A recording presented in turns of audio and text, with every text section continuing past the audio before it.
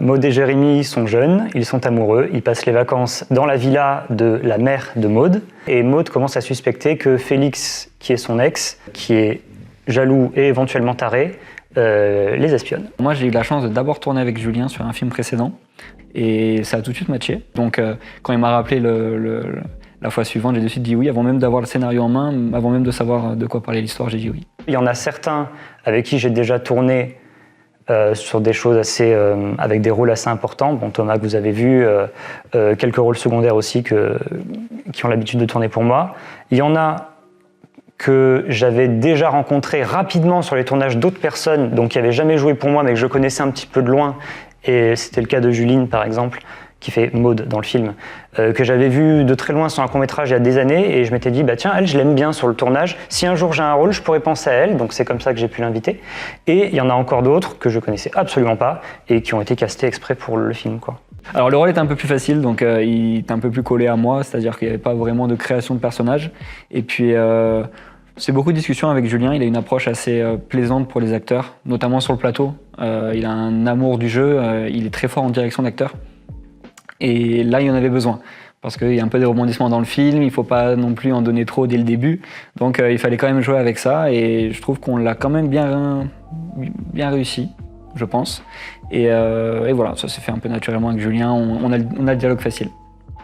J'écris rarement ou j'imagine rarement un film avec un thème. En général, c'est soit une image qui va me venir, une ambiance.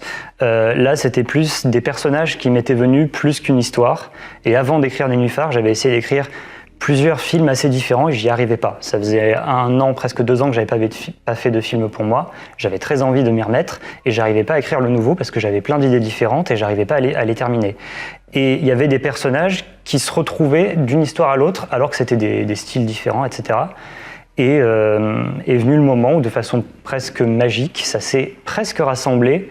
Et il a fallu faire du tri, bien sûr, mais les personnages qui étaient là depuis le départ, dans toutes ces histoires-là avortées, se sont retrouvés dans ce film-là. Donc en fait, l'histoire est née comme ça. C'est pas l'idée de l'histoire qui m'est venue d'abord, c'est les personnages et quelques idées d'ambiance. C'est vrai qu'habituellement, je fais des histoires, enfin des scénarios qui sont pas forcément très riches, qui sont presque linéaires. Et là, pour une fois, j'avais envie de m'amuser un petit peu plus. Donc peut-être que celui-là est un peu plus surprenant que certains d'avant. C'est le dernier long métrage que j'ai fait, c'est le 2e long métrage, après le premier que j'ai fait avec Julien. J'en ai un 3e qui commence en janvier, mais voilà, c'était quand même super important pour moi parce que j'ai une jeune carrière, j'ai pas commencé depuis très longtemps. Et déjà 2 longs métrages à mon CV, c'est quand même, je sais que ça intéresse un petit peu les agents et les directeurs de casting et que ça intrigue plus qu'autre chose. Et ce film est super important et je m'en sers beaucoup dans ma présentation, notamment sur mes bandes démos, etc. Parce qu'il y a quand même des scènes un peu de tout genre avec des émotions différentes et du coup ça me permet de montrer un petit peu ma palette aussi. Donc c'est un beau portfolio ce film pour moi. J'ai toujours été, depuis tout petit, obsédé pas forcément par le cinéma mais par la narration de façon générale et surtout par l'écriture. J'ai appris à lire et écrire très très tôt parce que j'étais fasciné par tout ce qui était imprimé. J'essayais de déchiffrer les panneaux publicitaires dans la rue quand j'étais bébé, enfin ce genre de choses. Et donc je voulais être écrivain. Enfin, c'est un truc que j'avais toujours eu. Et on m'avait fait comprendre, oui mais écrivain, tu comprends, c'est pas un vrai métier, machin. Et donc j'avais un petit peu abandonné l'idée et en fait j'ai pas pu m'empêcher. J'écrivais quand même des histoires et je me suis dit bah, même si ça sort pas, même si c'est pas des livres, on peut en faire autre chose. Et au lycée j'ai rencontré d'autres personnes avec qui on a fait Métrage FM d'ailleurs, qui est l'association qui fait mes films. Et ça c'était il y a 12 ans, 13 ans, je sais plus. Et avec eux, on a fait le premier court-métrage au lycée. Puis après, le lycée, on est resté amis et on a continué à en faire. Et donc voilà, c'est comme ça que j'ai commencé à faire des petits films.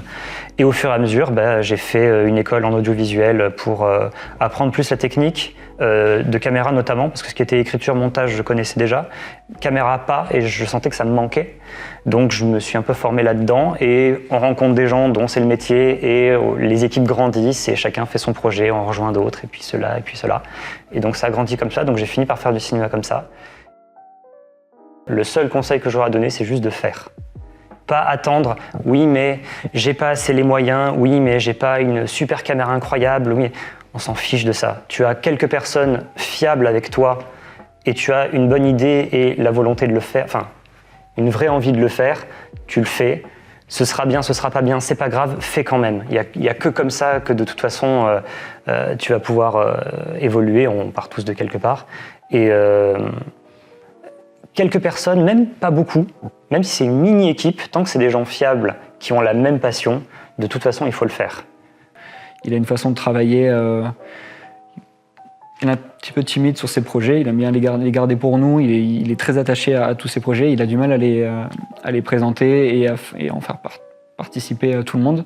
Et là, en l'occurrence, c'est vrai qu'on a eu la chance de sortir. Je crois que c'est la première projection publique du film, donc en plus, c'est quelque chose d'important pour lui, pour moi. Je suis solitaire sur certaines phases, pas sur toutes bien évidemment. Faire du cinéma tout seul, je pense pas que ce soit possible. J'ai besoin d'avoir ma bulle très très renfermée quand j'écris, jusqu'à présent, parce que j'écris seul, mais je suis pas fermé à coécrire. C'est une expérience qui me tenterait beaucoup d'ailleurs. Pour l'instant, pour mes films, je les écris seul. Donc j'ai besoin de ma bulle à ce moment-là et j'ai besoin de ma bulle après le tournage quand je récolte toute la matière qu'on a fabriquée et où c'est un peu une ambiance de savant fou. Je suis tout seul chez moi, je m'enferme et je ne fais que ça pendant des semaines ou des mois s'il le faut. Et j'ai besoin d'être complètement immergé et d'être isolé par conséquent. Par contre, quand on tourne, je m'imprègne au maximum de tous les gens qui sont avec moi parce que c'est une petite équipe, mais c'est une équipe formidable. C'est des gens que je connais. Il y en a qui changent au fur et à mesure des tournages. Il y en a des nouveaux, il y en a qui partent, il y en a qui reviennent, bien sûr. Mais il y en a certains qui reviennent régulièrement et certains depuis très longtemps maintenant. Et je suis extrêmement chanceux de les avoir. Et sur le tournage, j'allais dire je dois me nourrir, mais c'est pas une obligation, c'est pas une corvée, c'est un immense plaisir, un immense privilège. Je me nourris des talents de chacun. Donc sur le tournage, j'essaye d'être tout sauf solitaire, mais d'être au contraire beaucoup plus comme une éponge. Je ne sais jamais ce que sera le prochain film, donc tout est possible. Je pars pas de façon consciente en me disant je vais explorer telle branche du cinéma ou pas. Moi, tout ce qui m'importe, c'est peut-être un petit peu égoïste, mais c'est ma façon de faire. Je fais des films qui me ressemblent, c'est un grand mot, mais il faut que ce soit quelque chose de personnel, quelque chose que j'ai vraiment envie d'écrire ou de mettre en scène. Les influences, elles viennent un peu de façon mystérieuse, mais elles ne sont pas le point de départ. Donc dire « j'aimerais explorer telle branche, tel sous-genre après », non, parce que ce n'est pas ma base à chaque fois. De façon générale, le film d'horreur et le thriller, c'est quelque chose qui m'inspire énormément. Le film surréaliste aussi. Celui-là n'est pas vraiment horreur, il est plus thriller, mais de façon lointaine. Alors absolument pas de façon prétentieuse, c'est pas des gens où je me dis j'ai fait comme eux, mais je pouvais avoir en tête de temps en temps une ambiance un peu Hitchcockienne, pour le début du film notamment.